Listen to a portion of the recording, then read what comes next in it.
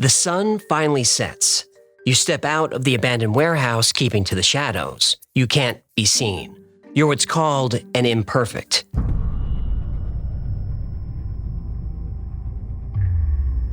Your parents conceived you the old-fashioned way, without genetic enhancements and without legal permission. They meant well, but your fate was sealed before you were born. You were 9 years old when the tracers found them.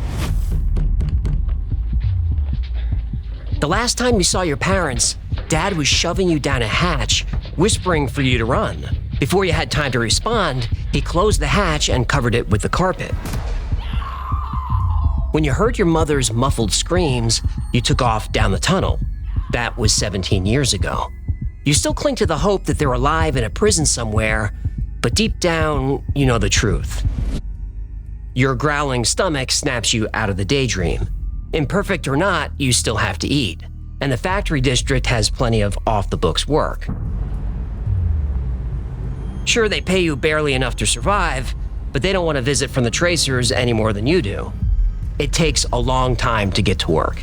You have to stay far away from the patrols.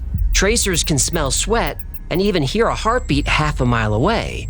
Your heart murmur is a dead giveaway of imperfection.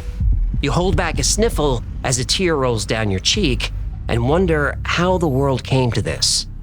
Then you remember something your mother said a long, long time ago. CRISPR. CRISPR changed everything.